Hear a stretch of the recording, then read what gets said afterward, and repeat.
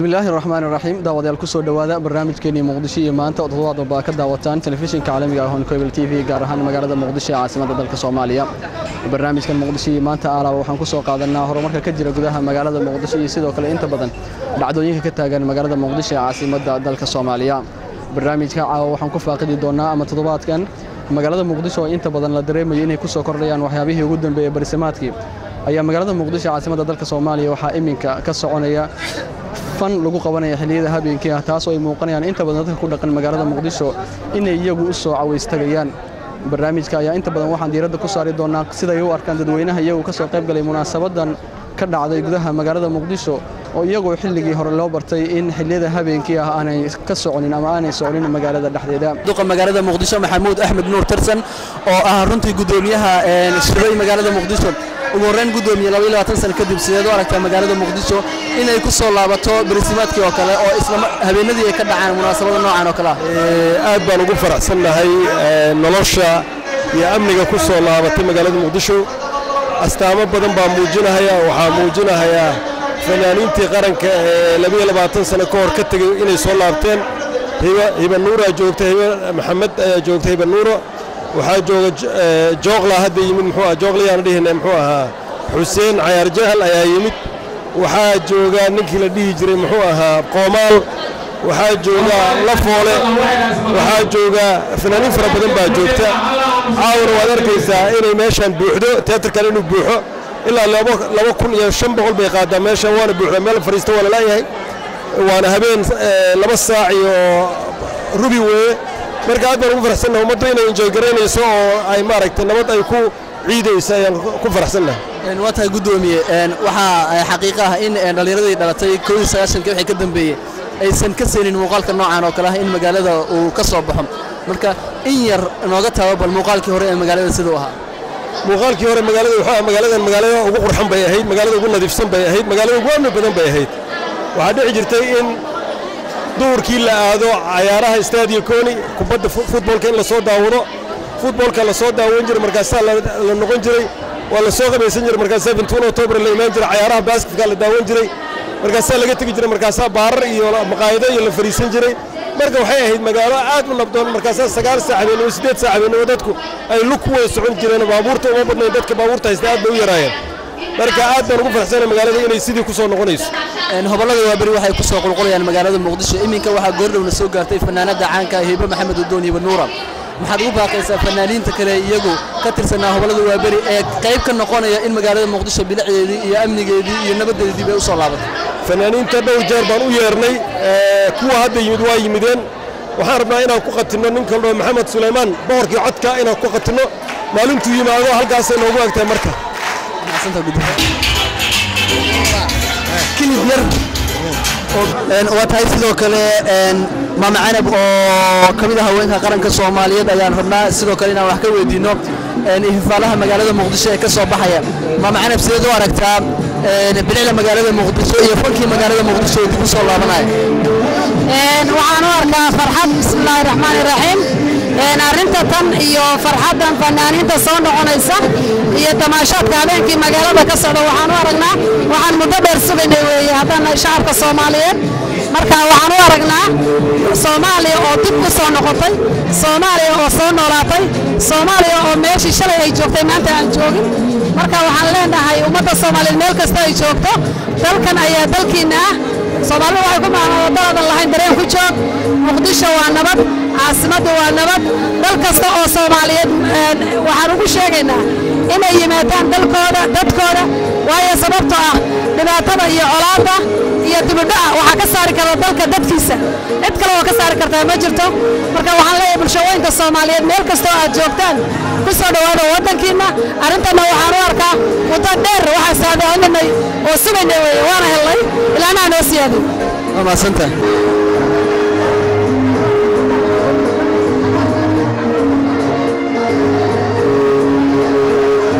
fayda wadaaliina ku guuleysanaa barnaamijkeena Muqdisho iyo maanta ayaa iminka waxaan garab fadhiyaa Professor Maxamed Umar Dalaxa oo kamid ah dadka caanka ah ee Soomaaliyeed isla markaana ah fanaan Soomaaliyeed sidoo kalena noqday xildhibaanada baarlamaanka Soomaaliya ugu horreyn professor ku soo dhaweey barnaamijka muqdisho maanta ee telefishinka caalamiga ee Hon Cable TV waana ku faraxsanahay waa tahay professor magaalada muqdisho caasimadda dalka Soomaaliya way soo hagaagaysaa sida muuqataba fankii Soomaaliya dib ayuu soo laabanaya magaalada muqdisho loogama baran 22 sano kadib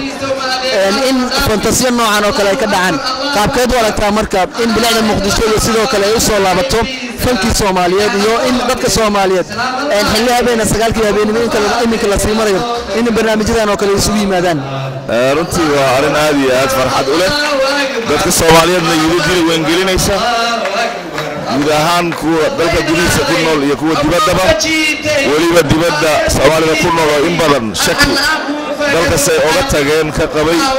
sida ay ugu soo laaban lahaayeen iyagoo isweydiinaya armaad ku dagantaan oo aanan dalka sida laga sheegaya aanan ahayn nabadiisa marka tan waxay ka markhaati kacaysaa oo weliba kooxda qayladhaan oo aan ognahay wax badan inay ka qayb qaadanaysay dhiirigelinta shacbiga dhaliilaha dowladda wax badan aan maartay haddii aan ka soo qaadano maalan si maalan ay tiriyeen oo xildhibaan oo xal qaado kale waxaa ku jirtay ayuu xukuumadda iyo dowladda iyo baarlamaanka ku dhaliilayay marka inay xayndaab yar ay xamar kaga jiraan oo meel ay xataa ku dhaqdhaqaaqan aanan jirin caawa marka waxaa farxad anuu xildhibaana ii ah hayladhaan inaan ku soo dhaweeyo 3 saac habeennimo magaalada muqdisho ayagoo music iyo fantasiye iyo farxad ayagoo dalkii dib ugu soo laabtay ee markaasi shalay meeshaan joognay iyo maanta meesha annaga aan fadhino oo ayaga aan sugayno heestii labaad ay ka tarin lahaayeen waa tahay marka la eego dhalinyarada Soomaaliyeed ee dhashay wixii ka dambeeyay burburkii dowladii dhexe ee Maxamed Saad Barre ee dhashay 1990 wixii ka dambeeyay ma yaqaanaan fantasiyaha noocan oo kale in la isugu yimaado maxaad ka xasuusin kartaa markii aynu eegno fantasiyadii hore la isugu imaan jiray ama xilliyadii hore ee barisamaadka intii barisamaadkii xilligan ayaaba tiyaatarka dadka inay ayaga ay soo maaragtay diyaar garoobaan nin waliba isaga xarago isagoo la tiicaya uu magaalada u soo bixi jiray qaarna ay aadi jireen tiyaatarka ama qaar ay aadi jireen maaragtay modelada مثلا ميوزيكا انت fara badan ay gobolada waa bari iyo durdur iyo maaragtay kooxaha kale ee caanka ah ee ayaga ay ka tumi jireen marka runtii dhalinyarada kuwii ama waxbarasho ee xilligaasi ayaga ku jiray gardinooyinkii daljirka dahsoon iyo meelihii quruxda badnaa oo in muddo ah dhalinyarada hadda dhalatay nasiib aanan u helin 22 sano waxay caawatani u tahay xusuus dadkii hore kuwa hadda maaragtay fursadaasi caawa ugu hor leedahayna ayadana waxay u tahay sidii maaragtay bil u dhalatay oo ay dareemi karaan dowladnimo waxay kala maqnayd وتاي داوديال ولي waxaynu gudaha kaga jirnaa barnaamijkeena muqdisho maanta iminka waxaan dhanka sawir qaadista u sii wacinaynaa dhalinyarada iyagu ka soo qayb galay barnaamijkan maanta aan ugu horeyn adiga ku bilaabay magacaaga sideed u aragtaa inaad ka soo qayb gasho barnaamij noocan oo kale xilli habeen ah barnaamijkan waxaan waa barnaamij fiican oo ku soo dhaweeyay walaalkeena Allah xuseen shir jaamac yogle barnaamijka aad iyo aad u fiican maanta aan soo qayb galay waa tahay magaalada muqdisho waxaad kamid tahay dhalinyarada soo aqliyay wixii ka dambeeyay burburkii dawladii hore sidoo aragtaa marka in xilli habeen ah oo 9kii habeenimo saacad ay sii siqayso in barnaamij noocan oo kale aad u soo aado magaalada barnaamijka noocan oo kale magaalada waa wiligeeda ka dhici jirtay laakiin mar walba magaalada sida hore ma ahan magaalada way fiicnaatay magaalada maray qalaas ka jirta qalaas hadda sida hore ma ahan laakiin barnaamijkan barnaamij aad iyo aad u fiican waa وتاي داوديال ولي waxaynu gudaha kaga jirnaa barnaamijkeena muqdisho maanta oo toddobaad walbaad kala socotaan telefishinka caalamiga ah Hon Cable TV studio magaalada muqdisho ama xafiiska magaalada muqdisho waxa iminka garabkayga midig taagan Cabdifaax Ibraahim Sabriya Shaawe oo ah gudoomiye ku-xigeenkii hore ee dhanka siyaasadda iyo ammaanka magaalada muqdisho caasimadda dalka Soomaaliya xilligii oo magaalada muqdisho duqa magaalada ka ahaa dhagaxtuur ugu horeyn ku soo dhaweey barnaamijka muqdisho maanta ee Hon Cable TV aad baad u mahadsantahay waana dhawahay waana kaga sharaf celinaya watahay Cabdifaax sideed u aragtaa in magaalada muqdisho ay soo laabatay bilicdeedii iyo sidoo kale in magaalada muqdisho xilligan oo kale dadka Soomaaliyeed isugu yimaadaan barnaamijyo isdhexgalka bulshada oo fanka ay soo aadaan aad bay sharafna ugu tahay rageeni ka soo bilaabay halganka magaalada muqdisho oo aad ogtihiin meeshii dhibaatadii badneed ee muqdisho aan ka soo marnay maanta marka aad bay noo farax gelinaysaa in fankii Soomaaliyeed ee magaalada muqdisho ay ku soo noqdaan fanaaniintii waaweyneed in ay dadkii caweynayaan wanaagloog habeenimo sharaf bay noo tahay in bilicda magaalada muqdisho soo noqoto sharaf bay noo tahay annagana hormuud baan u ahay marka aad baan ugu faraxsannahay waxaana aad u amaanayaa fanaaniinta Soomaaliyeed ee caasimadda muqdisho imaanaya waxaana ku soo dhaweynaynaa waddankoodii hooyo in isbeddelka bulshada Soomaaliyeed oo tusana waa wax fiican in ay iyo dhaqankii Soomaaliyeed la soo celiyeen waa wax wanaagsan marka aad baan ugu faraxsannahay caawa inay farxad geliso arrinta tan ee ka socota halka kani aan ku sugannahay ee saqdhaxaadinimo ay tahay marka aad bay sharaf noogu tahay inaan aragna shacabkeena iyo annaga oo dhex joogna ee lagu caweynayo magaalada caasimadda heeda muqdisho ee burburka 23 sano dhibaatada ku haysatay markii la isbarbar dhigo xilligii aad magaalada muqdisho ka ahayd gudoomiye ku-xigeenka iyo iminka sidoo muuqataa magaalada hadda waan kuu sheegay halgankan soo bilowna weeye miradhalkiisina weeye marka aad bay noo farxad gelinaysaa innaga maadaama aan meel hoose ka soo bilownay meel dhaxana keenay meesha dhaxana laga waday meel iftiinaysana la keenay marka aad bay sharaf noogu tahay waana ku ammaanaynaa intii naga dambeysay intii naga horreysay iyo annagaba intayna waa isku ammaanaynaa shacbiga Soomaaliyeed inay caweeyaan sharaf weyn bay noo tahay ummadda Soomaaliyeed oo dhammaan sharaf u tahay hormar la gaaro weeye magaalada muqdisho saacadan habeenimo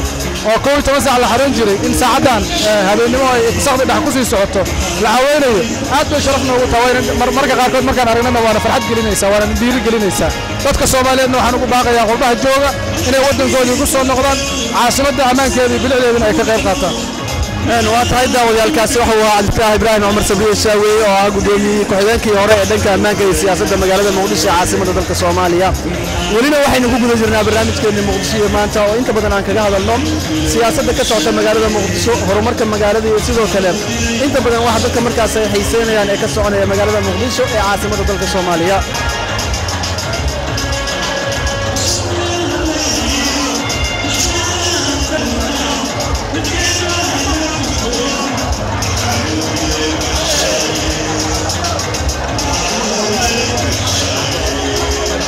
sidoo aragtaa in barnaamijkan oo kale aad ka soo qayb gasho barnaamijkan oo kale inaan ka soo qayb galo aad iyo aad baan ugu faraxsanahay maadaama fanaaniin weyn oo ummadda Soomaaliyeed oo dhan aan soo taqaano soo dhaweynaya waxaan ku faraxsanahay maanta inaan ka qayb galo qeeldaan iyo habeenkii muqdisho oo ah habeen aad ugu weyn aniga maadaama aan la kulmayo ama aan daawanayo fanaanka aadka u taageero ee Xuseen Shir Ciyaar Jacayl waa tahay waxaa ka mid tahay dhalinyarada Soomaaliyeed ee jiilka soo kacaya wixii ka dambeeyay dawladda Dhaxal Maxamed Siyaad Barre waxa laga yaabaa inaadan dhalanin ama aad xilligaasi sanad ama laba jir aad ahayd sideed kuula muuqataa marka in magaalada muqdisho oo xilli la ogyahay marxaladda ay soo martay habeenimo xilligan oo kale aad fan noocan oo kale aad soo aad wallahi billahi waxa u dhaxay farqi weyn baa u dhaxay maadaama aan ahay jiilka dambe ee dhibaatada la kowsaday anigoo aan muddo habeenno fara badan aanan arag wax oo damaashaad iyo baashaal ama farxadda caawadu waxay tahay habeen aan caadi la soo koobi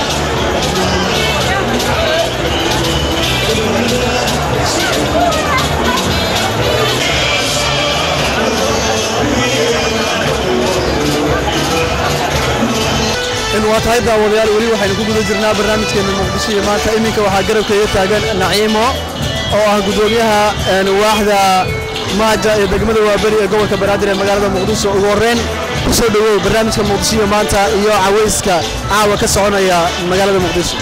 waa ku dhawaad maxsanta boqolkiiba boqol waa tahay in magaalada muqdisho caasimadda dalka Soomaaliya marxalado kala duwan ay soo martay marxaladda haatan ay marayso kale qaabkay kula muuqataa haddii aad tihiin maamulka gobolka والله بالله waxay noogu muuqataa in heer sare ka gaarno boqolkiiba boqol marka la eego wixii ka dambeeyay 91dii ma jirin fan noocan oo kale isugu soo baxay dadka Soomaaliyeed weli xilli habeen ah masaafo fog ay u soo aadaan dadka Soomaaliyeed marka sidee kula muuqataa adigoo markaan ka hadalno barnaamijkan oo kale dumar ah ayna kugu adagtoo kale in barnaamij noocan oo kale soo aado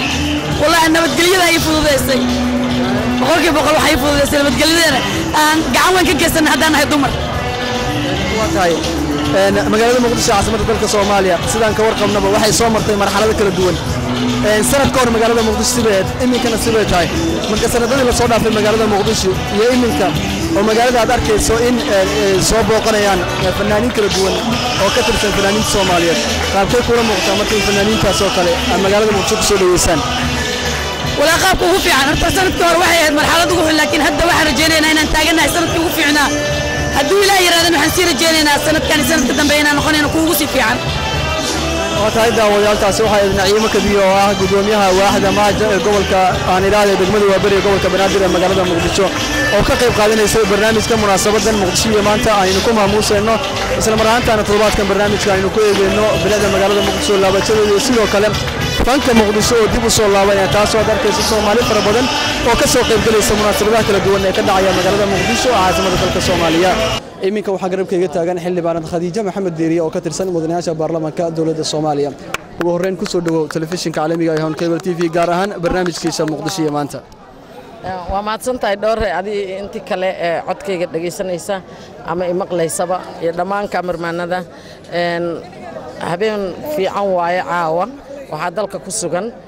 kooxdii qayladaan عبد الشرا هرو جوجي هذا وحنا للجوجا حسين شرا كوحدي المعيار جعل مقدشة مركز تسيد هذا إهب لكن دتك أيها وحي كوجرتي عبسي ما أنت وحي أقادين شروضياشة جهاديتك إن أي سنة نبض يدول النظام يكلا دنبين ربين ما أنت سنة في العاري أو نفتي هرنماء أي شعب كصوماليات وقرب استاجين سيستم كدلك أودسنا تاسع كينيسا إن أيجو قلبي فرن ونيتسن أو وقت كستا وتاجن مقالدودي دحجوجة إنه يصاب بحان. إن واتح اللي بانت waxaad kamid tahay dadkii u soo joogay ee dawladda kacaanka ee wax badan ku og dalka Soomaaliya marxaladii uu soo maray 22 sano dalka waxa uu ku jiray marxalad marka la eego dalalka kale aad iyo aad uga liitay taas oo magaalada Muqdisho 5 galabnimo ama 12 saac sida dadka ay u yaqaanaan laga xaroon jiray magaalada in xilligan oo kale magaalada dadka ay isu soo baxaan isla mar ahaantaana 10 habeenimo ee barnaamij noocan oo kale ka qayb galaan dadka gaar ahaan dhalinyarada Soomaaliyeed oo iyagu aanan markii la eego aanan garanaynin munaasabad noocan oo kale in la isugu yimaado gaar ahaan kuwii dhashay wixii ka dambeeyay burburkii qaab nooc kale ayaad ugu sharaxi kartaa xilliyadii hore fanka nooc u ahaa ani waa yaraa markaas oo waqtiga ay sheegaysa adana way shaqeyn jiray shaqaal dawladeedna waa marka waxa soo bixi jirnay waqtiga la soo bixi jiray oo caweysada iyo meelaha la aadi jiray 4 saac 5 saac marka hadda leedahay waa la hooyin jiray la soo bixi jiray magaalada waxayna ahayd magaalada aad u siraadan qaarad ahaan Afrikaan ku naalna horumarka baaxadda weyn leh ay dalalka hadda Afrika ay sameeyeen 20 dhowrkii sano annaga mudada mandate-ka hadda dawladda hadda jirta ee madaxweyne Xasan Sheekh kaliya hadaan haysano waa gaareyna Soomaaliya la dhahaa wax walba waa isu ogolnahay qurux annaga isu ogol qab annaga isu ogol han annaga leh dadka iyaga leh marka saasaana dalkeena qaaradda uga tilmaanaan jiray dadkeenana sidaas qaaradda uga tilmaanaan jireen haddana dadkina waa joogan dalkina waa dalkeeni waana gaareyna inta yar ee soo dhaxgashayna ilaahayna waa naga qabanaa annagana waa iska qabanaynaa insha Allah in waa tahay daawadayaal sidoo kale waxa iminka garabkayga taagan fanaaniinta gobolada Waaberi gaar ahaan fanaanada lagu magacaabo Marwa Cabdi Axmed ku soo dhawo Cable TV waan ku dhawahay sidoo aragtaa barnaamijkan aad ka soo qayb gasheen oo isla markaana lagu soo dhaweeyay qaar kamid ah fanaaniinta Soomaaliyeed oo iyagu qurbaha ka yimid sidoo kalena bulsho fara badan ay isugu timid halkan inkastoo marka la eego xilliyadii hore kale sidaan oo kale dadka ay isu soo bixi jireen annaga 22 sano annaga xamar baan ku sugnayn dhib kastoo ka dhacay waanu joognay hadda alxamdulillah rabbil caalamiin dhibaatadii mar hore naga dulkacday wanaag bay Soomaali u guurtay Muqdisho aad bay wax ragoonaysaa dhismo qurux badan baa ka socda dadkii qurbaha u qaxay baa soo noqday Xuseen Shira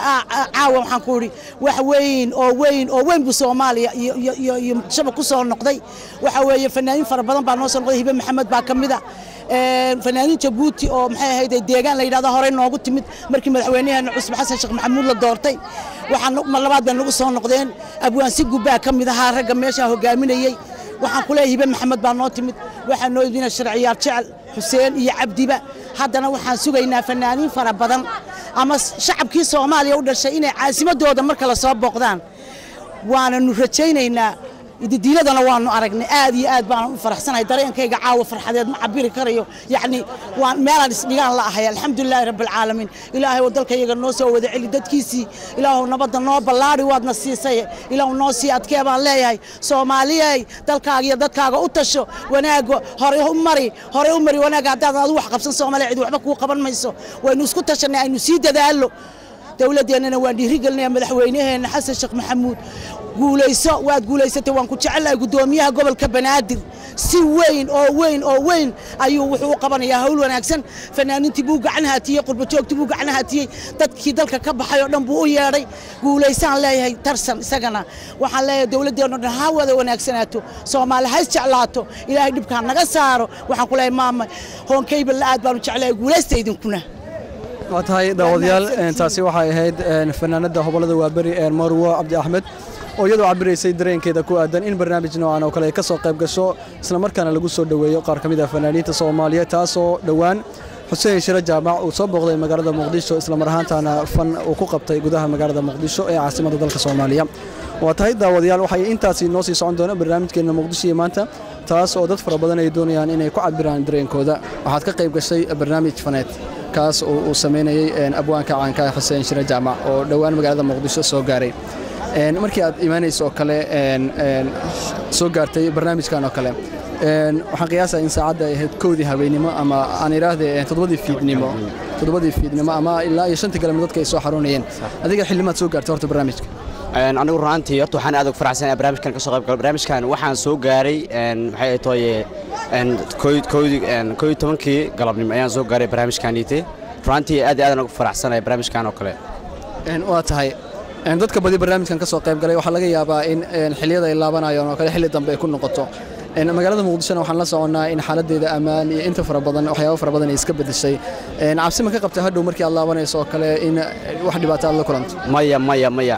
aad boqolkiiba boqol waa isku huba aniga wax cabsi habeeraata kama qabo insha Allah wadankeena waa nabad aad ugu faraxsanahay waqtiga doona inaan soco karnaa maxay tooy xagee u socota iyo xagee ka socota cidna ku dhays habeeraata ma jirto aad ayaan ugu faraxsanahay arrinkan oo kale ma sha Allah waxaad in yar cabirtaa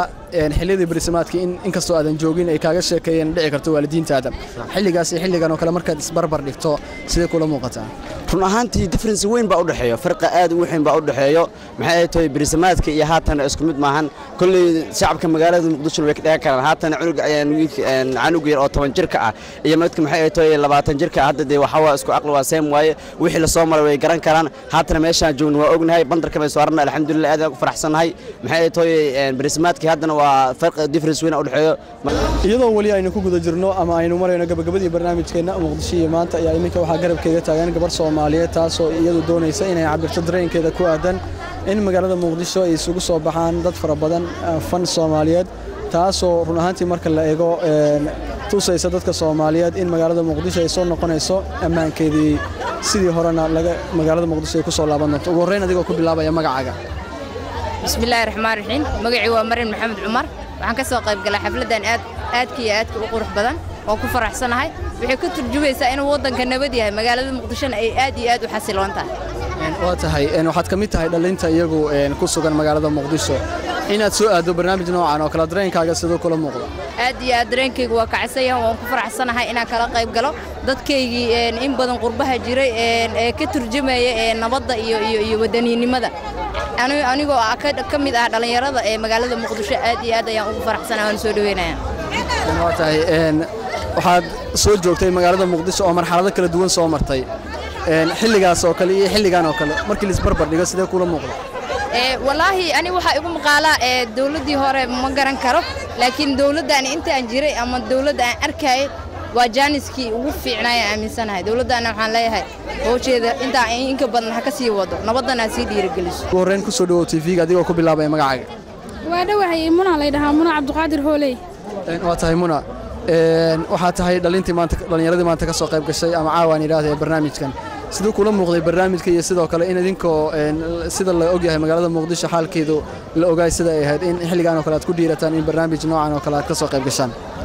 horta waa mahadsan tahay caawa shucuurtayda ma qiyaasi karo saan farxadaan dareemayo caadi maahan waa qiyaasi qof weyn ah 25 sano jira waa markii ugu horeysay oo habeen madow hal saac habeenimo magaalada soo baxo caawa sida cunug yariis oo socod barade ama ciid ma artay markii ciid afar jir oo kala waa dhunsana waa carcarra mar meel istaaga saan faraxsanahay ma qiyaasi karo tahay marka waxa tahay gabar markii runta laga hadlo sidoo kalena waxa ku sugay in dib aad ugu laabato gurigaaga cabsi ma ka qabtaa markaad ugu laabanayso gurigaaga in amaan darro aad la kulanto maya wax cabsi kama qabo goos gurigayga markaan ka soo albaabka gurigayga ilaa iyo hoteelka ciidamada sugid iyo booliis ku daadsanay wax cabsi ma qabo ma cabsanaay waa tahay sidoo aragtaa soo dhaweynta loo sameeyay abwaanka iyo fanaanka والله سان هore kuugu sheegay caaw ma qaana waxaan ku hadlayo waa la yaabanahay soo dhaweyn noocan oo kale waligay ma arkin annagoo dhan waxaan u taaganahay xiligaas aan guriyeen uga soo baxinaa asaga soo dhaweyn aad baan u jecelnahay waxaan aaminsanahay inuu yahay muwaadin waligay waxaan maqli jiray qof muwaadin oo wadani ah jiro ma arkin laakiin waa markii ugu horeysay oo aan arko qof wadani ah oo dhab ka tahay dalka jaceelkiisa dadka jaceelkiisa waa ku faraxsanahay aad waa tahay daawadayaal aad iyo aad ay u maasan tahay muno iyadu aad iyo aad shucuurteeda u cabirtay in magaalada Muqdisho barnaamij noocan oo kale ay ka soo qayb gasho xilli habeenimo waliba iyadoo gabar ah ay sheegtay in wax habsi aysan ka qabin in ay ku laabato hoyigeedii saacadoo iminka barnaamijkan aynu duubayno si siqaysa 11 habeenimo maasantahay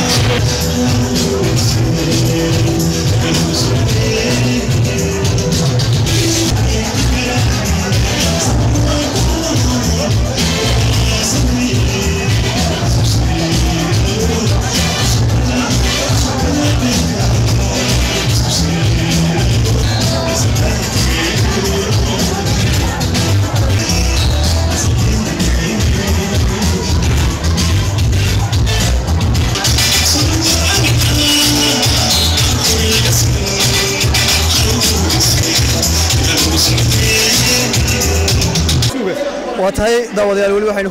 ku guda jirnaa barnaamijkeena Muqdisho maanta oo iminka aynu ku soo booqanay fan oo ka dhacay magaalada Muqdisho ka soo qabanay abwaanka weyn Xuseen Shira Jaamac joogla wareen ku soo dhaw barnaamijka Muqdisho maanta ee Hon Cable TV ma sanad aad baad u mahadsantahay walaal waan ku dhawahay Hon Cable TV aad iyo aad baan u nahay dad aad iyo aad isku wanaagsan xagga media iyo wada shaqaynta واتهاي مركا برنامج كانت ku qabatay magaalada Muqdisho iyo dadka fara badan ee soo booqday barnaamijkaaga sidaad u aragtaa in Muqdisho qaabkan lagu soo dhaweeyo wallahi waa wax aan qaadan karin weeye waa wax la yaab la weeye waa wax iga weyn weeye waa wax aan ku sartabayn waa wax maskaxdayda ka weyn inkastoo halkan weyn aan u soo maray runtii inaan mujtamaca kan aan gubaabiyo wax u sheego أقواني دت فرا بدن ومقدسة جوج أما دتك الصومالية وحيكون وحصوصان أنت أجرت قربها إن تقدم قنجرتي دباتوين كالصومالية هيستا وأتكسم يسوي هيس بدن قار كميد أنا أودي تقار فنانين قارنا دقات كله قيسي تاسو مركل اللي أجو هيس هاسي إن فلكي مالن عمالن قدم بيبات صوص أرتهيس كهالليسان إن سيدك وجسور تقولي جرتين قاب كاسو كليسا ما سنتهي هيسا بدنا وحاسبي ولكن عبد الشريف جامع يرجع له كوعدة كبيرك كوعدة غير دان الله ما هذا وياه السجان رنتي هل كان يقوم معصوم ويكاني يا شعب كدرين كيسا أنا وجهه هيسا بدنا وأنسمي لكن بدنا هيسا ودني جا سجى سمي ودني دبع وهنا وياه وعنو وجسور تقش وددال ولا شقين حماسات للرجالين يهيكسي أي كسور تقش إنتاس واتهاي مقالة مقدسة مركي أتكسر دكتور جران كديار ضها يا مقدسة واحد شيء إن وحفر بدن أما ذاك قار وحي إسرائيل حمرين إن مقالة أدوي ماتي إن ذلك أنت فر بدن كسي بحسب دباتة إمك وكجرو أديكوا استعمالها يا إن قاب كمركز أديكوا كلو قروح بدن تهديها هلا ينهي سهجا تاسو إمك كم مقنسة مسرحي هذه سهك قادسة إن ذات فر بدن الصومالية كوجسوا حامين كوا صلوا دعي قاب كاد برنامج كانوا سميني مركم ذات الصومالية مثل هذا هاي دباتة كاجي ما كرتا مركي أدو قفنانا هذا أنت بدن لديه كرا وهلا بيكسن كرا أنت كاسي مسرح كوجسوا كران قاب والله أنا قنيه هو بيكسي كاسي قفوتي قال عد علي كرتمال لكن وحاس مسكعدي كم جرين فرحت ذاتك هي مقنسي لا عيسى مرنا مسكعدي ما قال إنه عبال ولا بيكسنا يا أيو عبال كوجد عدونا منك كم جرتو qofkii wadkiisu galana waa dhimanaya anigu nimankaas ma ka baqaro sidoo badan runta rataway waa gartay ku casuum magaalada Muqdisho magaalada casuum waxa dadweynaha shacabka Soomaaliyeed ee gaar ahaan magaalada Muqdisho iyo kabiirka kooxda Qeyladaan iyo Cabdullaahi Xirsi Kulmiye iyo safiirka Awliyo ayaa ugu casuumay halka kan waa tahay daawadayaalkaasi wuxuu abwaan Xuseen Shira Jaamac ciyaar jaayl oo ah run ahaantii fanaan aad iyo aad qaali ugu ah bulshada Soomaaliyeed kaas oo soo booqday magaalada Muqdisho heesa qiiro leh ka qaaday barnaamijka lagu casuumay ka dhacay magaalada Muqdisho ee caasimadda dalka Soomaaliya waa tahay daawadayaal waxaynu intaas ku soo gabagabaynaynaa barnaamijkeena Muqdisho iyo maanta oo toddobaadba ka daawataan telefishinka caalamiga ah ee Hon Cable TV xafiiskiisa magaalada Muqdisho barnaamijka toddobaadkan waxaynu ku soo qaadanay bandhig faneed lagu qabtay magaalada muqdisho taasoo inta badan shacabka ku dhaqan magaalada muqdisho qaarkood ay ka soo qayb galeen taasoo aan ku wareysanaynay qaar ka mid ah dadkaasi ka soo qayb galay barnaamijkaasi siday u arkaan in habeennimo ay u soo baxaan magaalada iyadoo barisamaadkii lagu arki jiray barnaamijyada noocan oo kale ah barnaamijka alaaba waxaa idiin soo saaray anigoo cabdirasaaq miro dhoore barnaamijka waxaa dhanka sawir qaadista u ahaa cabdiqaadir cabdulaahi axmed gacal waa farsamadii cabdifataax maxamed hiloole taniyo intaan ku kulmayno barnaamijkan toddobaadka xiga cabdirasaaq miro dhoore oo idin leh sidaas iyo nabaadiin